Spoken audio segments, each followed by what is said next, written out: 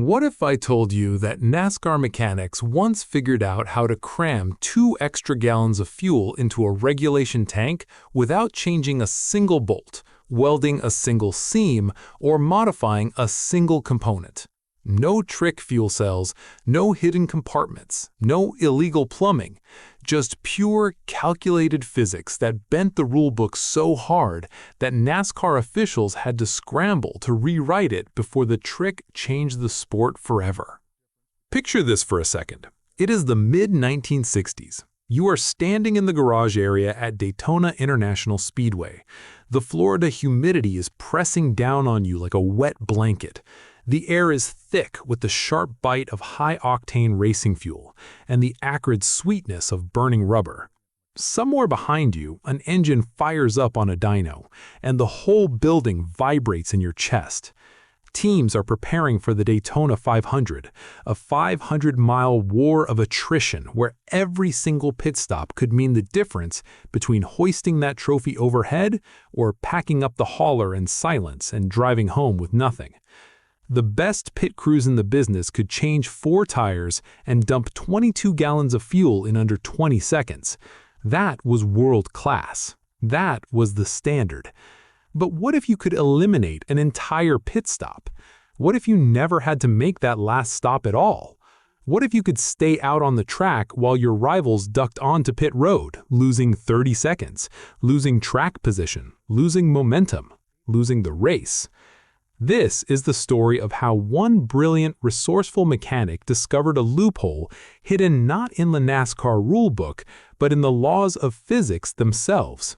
A trick so simple, so elegant, and so devastatingly effective that when officials finally caught on, they had no idea how to stop it. We are talking about the infamous fuel freezing technique, a scheme that turned basic chemistry into a competitive weapon and made NASCAR officials lose sleep over thermometers of all things. This is legacy motoring, and I spend way too much time thinking about the insane ways racing teams have bent the rules of physics to find speed. If you are someone who loves digging into the wild engineering tricks and mechanical loopholes that shaped motorsport history, make sure to hit the subscribe button and give this video a thumbs up if this helps you out. Now, to understand why freezing fuel was such an absolute game changer, we need to travel back to what I like to call NASCAR's Wild West era. And look, I do not use that term lightly. This was genuinely a time when the phrase stock car was more of a polite suggestion than an actual rule. The 1960s NASCAR circuit was a proving ground where innovation was not just encouraged, it was required for survival. Teams were running cars that pushed 180 miles per hour on the high-banked superspeedways of Daytona and Talladega, burning through fuel at rates that would make a modern hybrid owner pass out cold. The competition was absolutely brutal. Ford, Chrysler, and General Motors were locked in an all-out manufacturer war for supremacy, and they were spending money like it was going out of style. Factory-backed teams had virtually unlimited budgets. They had engineers from Detroit flying down every weekend. They had resources that would make some Formula One teams jealous. Meanwhile, the independent teams, the privateers, the guys who mortgaged their houses to go racing, they survived on one thing and one thing only: ingenuity. Raw, desperate, brilliant ingenuity. Here is the thing about the rulebook back then. It was thinner than a diner menu, and if something was not explicitly written down as illegal, well, it was fair game. That was the unwritten code. If the inspectors could not find it, it did not exist. If the rulebook did not mention it, it was not cheating. This was the environment, this pressure cooker of creativity and competition, that bred the kind of thinking that would eventually lead to the fuel freezing revolution. Racing in this era was about pushing every single boundary you could find. Teams would acid dip body panels to dissolve metal and make them thinner and lighter. They would bore out engine blocks until the cylinder walls were practically paper thin, squeezing every last cubic inch of displacement they could get. They would subtly reshape aerodynamic components, shaving a quarter-inch here, adding a curve there, and then mysteriously reshape them back to stock specifications right before the inspectors came around. Crew chiefs kept their real tricks hidden in plain sight. But fuel capacity? That was supposed to be the one thing you could not touch. NASCAR mandated a maximum 22-gallon fuel cell for superspeedway races. No exceptions, no modifications, no negotiations. The fuel cell was the fuel cell. You got 22 gallons and that was that. End of discussion. Except it was not the end of the discussion. Not even close. Because the problem that fuel capacity created was simple to understand, but devastating in its implications. At superspeedway races like Daytona and Talladega, cars were running wide open throttle for virtually the entire 500 miles. There was no lifting, there was no coasting. You had your foot buried in the floorboard from the green flag to the checkered flag. And if you did not, the guy behind you certainly did, and he was gonna blow right past you. The big block V8 engines of that era were magnificent, awe-inspiring beasts of American engineering, but they were absolutely terrible on fuel economy. A typical NASCAR engine of the late 1960s displaced 427 cubic inches. It ran compression ratios around 12:1. It produced north of 500 horsepower. And at full throttle, wide open, screaming down the backstretch at Daytona, these engines consumed fuel at a rate of about 5 miles per gallon. Sometimes less, sometimes a lot less. Do the math with me here. 500 miles of racing at 5 miles per gallon means you need 100 gallons of fuel to finish the race. With a 22-gallon tank, that means a minimum of 4 pit stops just for fuel. And that is assuming you could run the tank bone dry every single time, which you absolutely could not. In reality, teams were stopping 5 times, sometimes 6. Each stop cost at least 30 seconds under green flag conditions. When you add it all up, that's 2.5 to 3 full minutes spent sitting completely still on pit road while your competition is out there doing 180 miles per hour. 3 minutes. In a sport where championships were decided by car lengths, 3 minutes was an eternity. But here's where it gets really interesting. Some genius mechanic, and I wish I could tell you exactly who it was because this person deserves a statue, but their identity has been lost to the fog of racing history. Though, believe me, plenty of people have claimed credit over the years. This unknown genius realized something fundamental about the physics of liquids, something that every chemistry student learns in their first semester, but that nobody in racing had ever thought to exploit. Fuel, like all liquids, contracts when it gets cold. The colder the fuel gets, the denser it becomes. And the denser it becomes, the more mass you can physically fit into the same volume of space. It was beautiful in its simplicity. It was elegant. It was the kind of idea that makes you slap your forehead and say, why did nobody think of this before? Gasoline has a coefficient of thermal expansion of approximately 0.095% per degree Celsius. Now, I know that does not sound like much. It sounds like a rounding error. It sounds like the kind of number you ignore on a test. But let me break down what that number actually means in real-world racing terms, because this is where the magic happens. At 70 degrees Fahrenheit, which is a typical race day temperature in Daytona, 22 gallons of fuel takes up exactly 22 gallons of space inside that fuel cell. Obvious, right? That is just how volume works.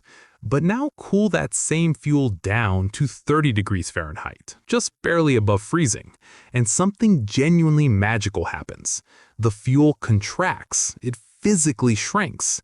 Those same 22 gallons of fuel mass now occupy only about 21.5 gallons of space. That means you can pour another half gallon of fuel into the tank, bring it right back up to the 22-gallon line, and when inspectors measure the volume, everything checks out perfectly. You're illegal. The tank holds 22 gallons. Nobody said anything about how much those 22 gallons weigh. But why stop at 30 degrees? Here's what most people do not realize. The teams did not stop at just barely above freezing. That was amateur hour. The really serious operations discovered they could cool the fuel even further using a combination of dry ice baths and alcohol solutions. Dry ice, which is solid carbon dioxide, has a surface temperature of negative 109 degrees Fahrenheit. Submerge your fuel containers in a bath of alcohol and dry ice, and you can bring fuel temperatures down to near 0 degrees Fahrenheit without the fuel itself freezing. Gasoline does not freeze until somewhere around negative 40 to negative 50 degrees, depending on the blend. So there was a massive window of opportunity here. At these extreme temperatures, the contraction was dramatically more pronounced. Some crew chiefs, the ones who really understood the science, claimed they could squeeze an extra 1.5 to 2 full gallons into a regulation 22-gallon fuel cell. Let that sink in for a moment. 2 extra gallons. That is nearly a 10% increase in fuel capacity without touching, modifying, or altering the fuel tank in any way. The tank passed every inspection. It measured exactly 22 gallons, but it was carrying 24 gallons of fuel mass. The physics was bulletproof. The execution, though, that was an art form all its own. Teams would store their fuel in refrigerated box trucks, the same kind you would use to transport frozen food, keeping the fuel as cold as humanly possible right up until the last possible moment. Some crews used modified commercial beer coolers packed to the brim with dry ice. Others built elaborate custom cooling systems that circulated industrial refrigerant around insulated fuel containers, maintaining precise temperatures for hours on end. The most sophisticated operations, the ones with factory backing and real budgets, had purpose-built temperature-controlled fuel storage units that could hold fuel at a specific temperature within a degree or two of their target. On race day, the ballet would begin. And I call it a ballet because the choreography was just as precise, just as rehearsed, and just as beautiful in its execution. Fuel would be transferred from the refrigerated storage to the dump cans just minutes before a scheduled pit stop. Timing was everything. Too early and the fuel would start warming up, expanding, and you would lose your advantage. Too late, and you risked not having the cans ready when the car hit pit road. The dump cans themselves were sometimes pre-cooled with blasts of liquid nitrogen, getting the metal so cold that it would maintain the fuel temperature for those critical few minutes. Crew members wore thick insulated gloves, not just for the standard safety reasons you might expect, but because the metal fuel cans were so brutally cold that bare skin contact could cause instant frostbite. If you grabbed one of those cans without gloves, you were going to the infield care center, not victory lane. And here is a detail I love. You could actually see it happening if you knew what to look for. In the humid southern air of Daytona and Darlington and Talladega, condensation would form on the outside of these supercooled fuel cans almost instantly. Moisture from the air would bead up on the cold metal surface and then freeze into a thin layer of frost, exactly like a cold beer on a hot summer day. If you were standing on pit road and you saw frost forming on a team's fuel cans, you knew exactly what they were up to. Now, you might be thinking, okay, so you get a couple extra gallons. Is that really worth all this trouble? And the answer is absolutely, unequivocally, 100% yes. But the advantages went even beyond the extra volume. The physics did not stop at just fitting more fuel into the tank. Cold fuel had other performance benefits that sharp teams were incredibly quick to exploit.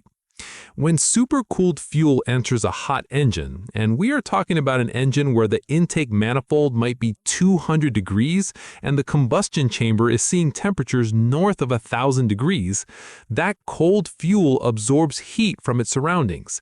It acts like a chemical intercooler. This cooling effect increases the density of the air-fuel mixture entering the cylinders, which means more oxygen molecules packed into each combustion event, which potentially allows for more aggressive ignition timing and slightly more power output. Now, we're not talking about 50 extra horsepower here. We're talking about maybe 5 to 10 extra horsepower at best. But I need you to understand something about superspeedway racing in the 1960s.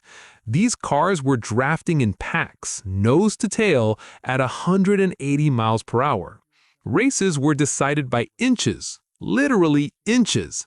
The 1960 Daytona 500 was famously decided by a margin so small that photographs had to be examined for hours to determine the winner. In that environment, 5 extra horsepower was not trivial. It was the difference between pulling away from the draft and getting swallowed by the pack. Cold fuel also vaporized differently in the carburetor. The carburetor jets and metering circuits that were perfectly calibrated for 70-degree fuel would behave differently when suddenly fed fuel that was near 0 degrees. The cold fuel was denser, heavier, and less volatile. It did not atomize as easily. This meant the engine would run slightly richer than intended, more fuel in the mixture relative to air. Some crew chiefs looked at this and saw a problem. They worried about fouled spark plugs and incomplete combustion. But the smarter ones, the ones who were thinking 3 moves ahead, saw it as an opportunity. By intentionally running cold fuel with specifically recalibrated carburetors, jets drilled out to slightly different sizes, metering rods adjusted to compensate, they could create a deliberately richer mixture that provided better internal cooling for the engine under extreme sustained stress. At wide-open throttle for 500 miles, engine temperatures were the enemy. A richer mixture runs cooler. A cooler engine lasts longer, and the car that finishes the race beats a car that blows up on lap 400 every single time. This could literally mean the difference between an engine surviving the full 500 miles and detonating spectacularly on the backstretch with 20 laps to go. The strategic implications of all of this combined were absolutely staggering. Let me walk you through a typical 500-mile superspeedway race of that era to show you what I mean. With standard fuel temperature and the regulation 22-gallon capacity, a car burning fuel at 5 miles per gallon could cover roughly 100 to 110 miles on a full tank. That meant a minimum of 5 pit stops over the course of the race, and probably 6 to be safe, because no crew chief wanted to risk running out of fuel on the last lap. Each green flag pit stop cost at minimum 30 seconds, and that was for an elite crew. Factor in slowing down from racing speed, entering pit road, finding your pit box, the actual stop, accelerating back out, and getting back up to speed, and you were losing closer to 45 seconds to a minute of total race time per stop. Now apply the fuel cooling advantage. With an extra 2 gallons per tank from thermal contraction, plus marginally better fuel economy from the denser, cooler mixture, a car could potentially stretch its fuel runs to 115, maybe even 120 miles. Run those numbers across a 500-mile race. Instead of 5 or 6 stops, you are looking at 4, maybe even 3 if you really pushed the margins and had nerves of steel. Eliminating even a single pit stop was not just about the raw seconds saved sitting on pit road.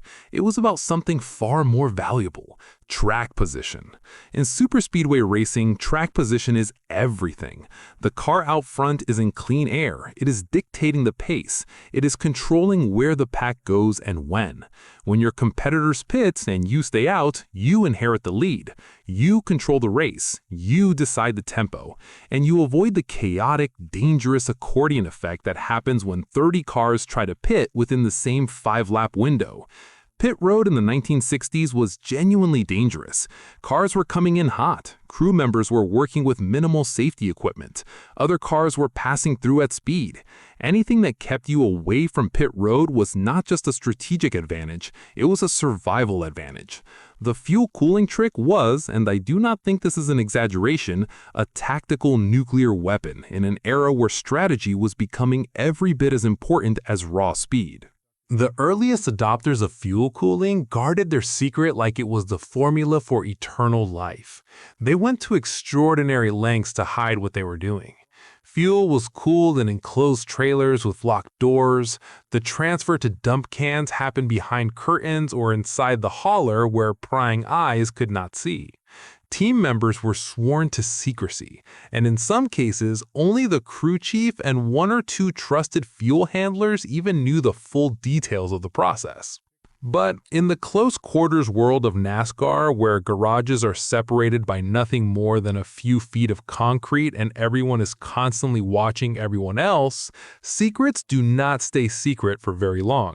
By the mid-1960s, eagle-eyed crew members from rival teams started noticing the telltale signs: frost forming on fuel cans in 80-degree Florida heat, teams arriving with unusually elaborate fuel handling equipment that seemed way too sophisticated for simply pouring gas into a car, and most damning of all, cars that seemed to run impossibly long stints on a single tank of fuel, staying out on track while everyone else was pitting lap after lap, mile after mile, defying what should have been mathematically possible.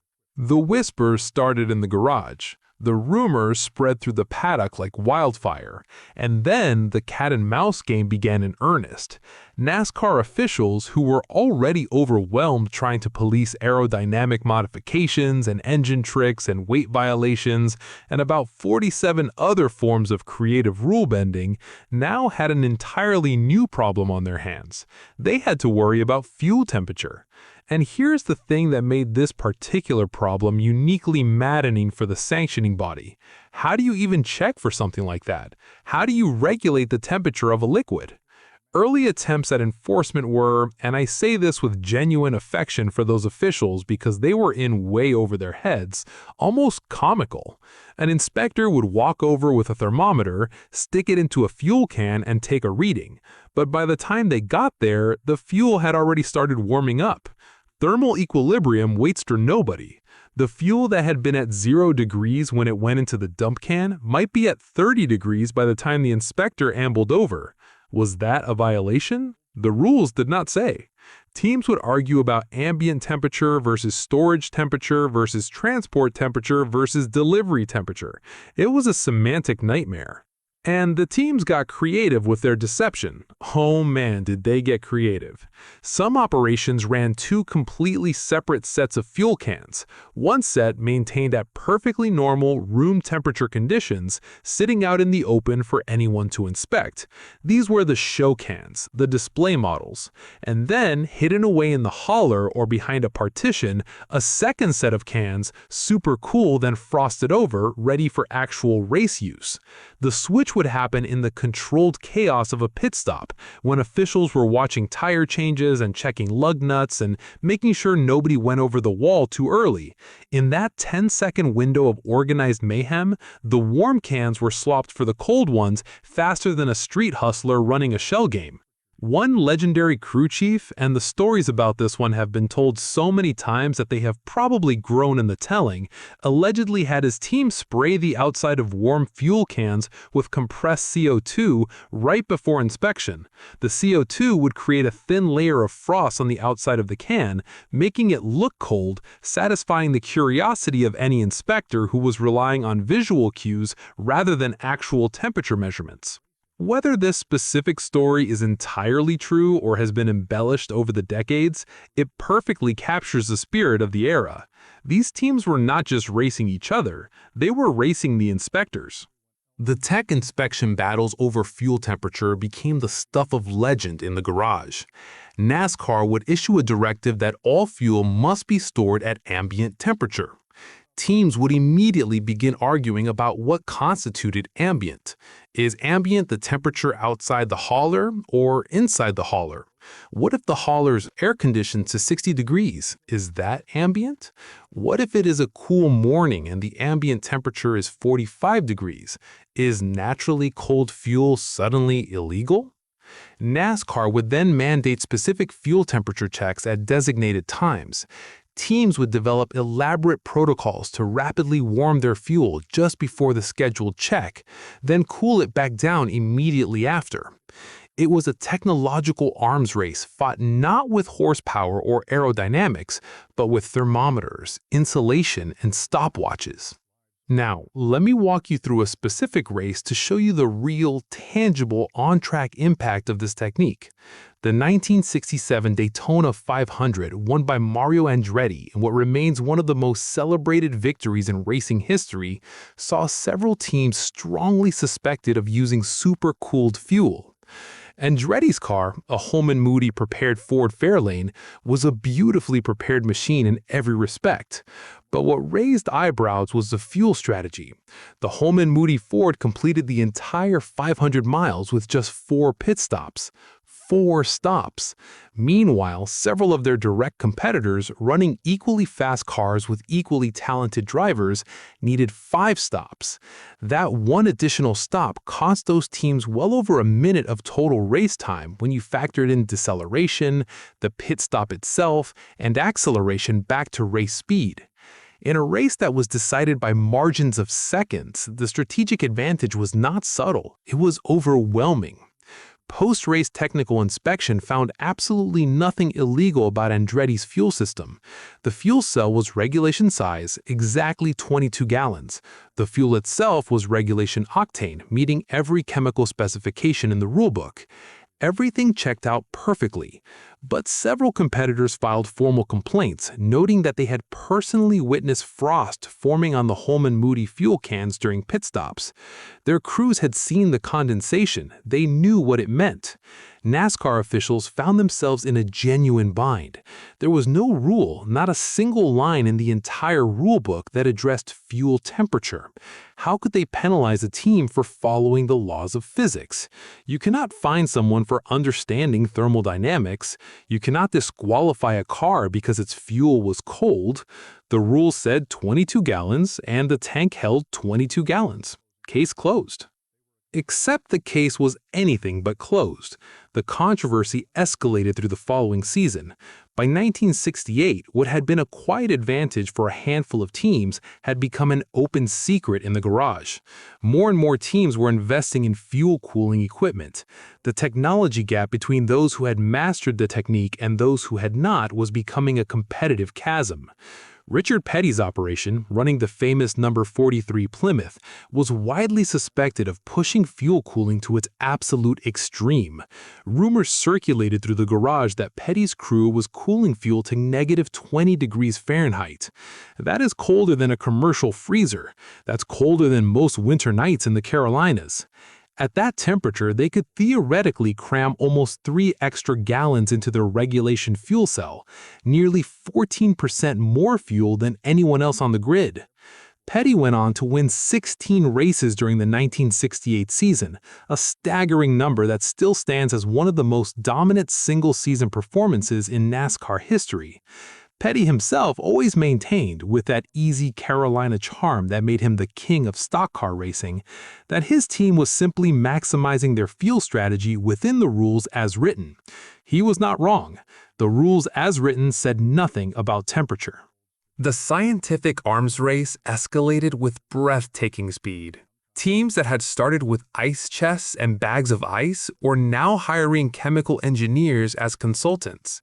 These engineers calculated optimal fuel temperatures for different ambient conditions, different fuel blends, and different race lengths. They created charts and tables that told the crew chief exactly how cold to make the fuel for maximum advantage at every track on the schedule.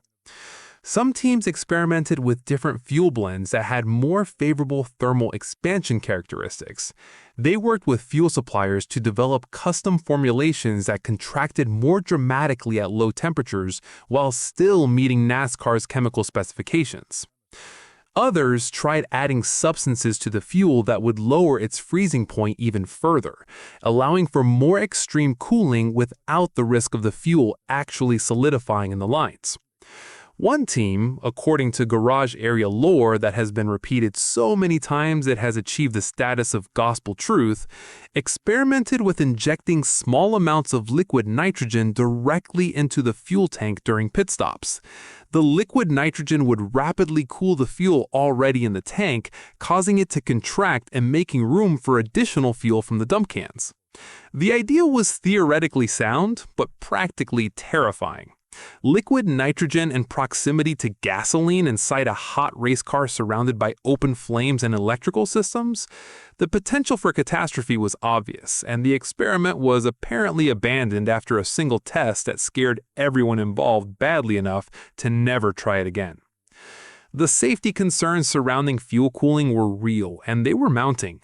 Supercooled fuel created several genuine hazards that went beyond the normal dangers of handling volatile liquids. First and most immediate was the risk of cold burns and frostbite for crew members handling the frozen cans. Metal dump cans at 0 degrees or below would freeze to expose skin on contact. Several crew members reportedly suffered cold burns during the height of the fuel cooling era, though most injuries went unreported because admitting you were cooling your fuel was essentially admitting you were exploiting a gray area.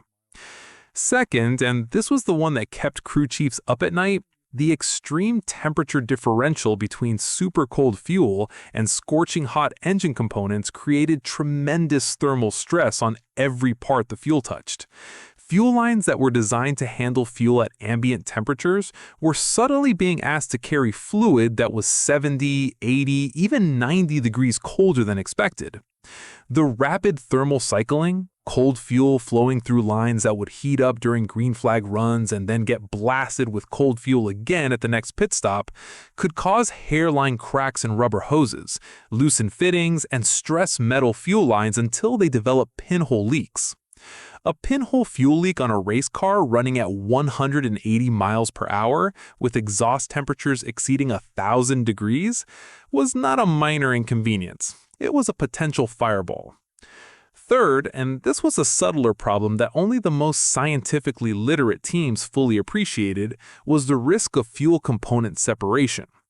Gasoline is not a single chemical. It is a complex mixture of hundreds of different hydrocarbon compounds, each with its own freezing point, its own viscosity curve, and its own behavior at extreme temperatures.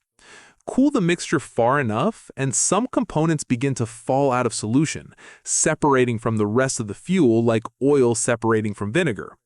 This separated fuel could clog filters, gum up carburetor jets, and cause the engine to stumble, misfire, or fail entirely at the worst possible moment. More than one engine failure during this era was quietly attributed to fuel separation issues by teams who had pushed the cooling too far. There was also the elephant in the room that nobody wanted to talk about publicly, but everybody was thinking about privately: competitive integrity. Fuel cooling technology was not cheap. The refrigeration equipment, insulated storage containers, specialized handling gear, temperature monitoring instruments, and the engineering expertise to make it all work reliably cost tens of thousands of dollars. In today's money, adjusted for inflation, we're talking about 6 figures worth of fuel cooling infrastructure. The factory-backed teams from Ford and Chrysler could absorb that cost without blinking. For them, it was a line item on an already massive racing budget. But for the independent teams, the privateer operations running on sponsorship money from local car dealerships and hardware stores, it was completely out of reach. The gap between the haves and the have-nots, already wide in 1960s NASCAR, was growing into a canyon. The fuel-pulling arms race was threatening to destroy the competitive balance that made the sport compelling to fans. NASCAR found itself trapped in what seemed like an impossible position. How do you regulate temperature? Unlike a mechanical modification that you can measure with a caliper, photograph with a camera, and point to in the rulebook, temperature is ephemeral. It changes every second. Fuel that is illegal at the moment it goes into the dump can could be perfectly legal by the time someone sticks a thermometer in it 30 seconds later. The physics of heat transfer meant that enforcement would always be one step behind the teams. It was like trying to catch water in your hands. The tipping point finally came during the 1969 Talladega 500. This race was already a controversy magnet due to serious tire safety concerns at the brand new Alabama International Motor Speedway, with many of NASCAR's top drivers, including Richard Petty himself, boycotting the event in protest.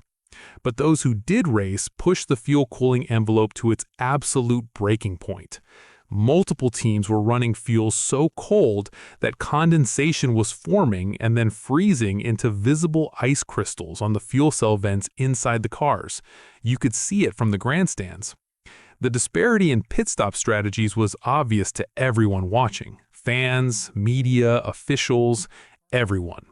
Some cars were running 20 miles further per stint than others on the exact same size fuel tank. It did not take a physics degree to figure out something was going on. After the race, tech inspection turned into something closer to a chemistry lecture than a mechanical review, with officials attempting to determine not just if the fuel was cold, but how cold it had been and when exactly it had been cooled. The rulebook offered zero guidance. For the 1970 season, NASCAR finally acted. A new regulation appeared in the technical specifications, tucked in among hundreds of other rules. It stated simply that fuel must be maintained at a temperature no lower than 50 degrees Fahrenheit as measured at the time of delivery to the vehicle. Simple, clear, enforceable. Sort of. Teams immediately found loopholes. The rule specified at the time of delivery, but what about 10 minutes before delivery? What about the storage temperature? Could you cool the fuel to 20 degrees and then warm it to exactly 50.1 degrees right before pouring? What if the natural ambient temperature on a cold race morning at Martinsville in October was 43 degrees? Was naturally cold fuel suddenly a violation? The lawyers and the crew chiefs were having a field day. NASCAR responded with amendment after amendment, clarification after clarification. Random temperature checks would be conducted in the garage area and on pit road without warning. Teams had to provide unrestricted access to their fuel storage at all times during the race weekend. Any attempt to artificially cool fuel below the minimum temperature would result in disqualification and loss of all points and prize money. The penalties were severe, and the message was unmistakable. NASCAR meant business. The 1970 season became a test of wills.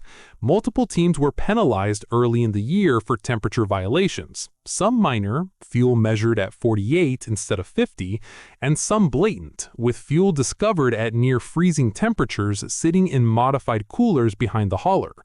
Officials carried calibrated digital thermometers and conducted unannounced spot checks throughout every race weekend. The era of fuel cooling was effectively over. But the teams adapted. They always adapt. That is what racers do. If they could not cool the fuel, they would find other advantages. Some focused on fuel pickup system improvements, engineering better baffling and pickup tube designs that allowed them to run the tank closer to completely dry without experiencing fuel starvation. Others poured their energy into aerodynamic refinements that reduced drag and improved fuel economy by fractions of a mile per gallon. The innovation did not stop. It never stops. It just changed direction.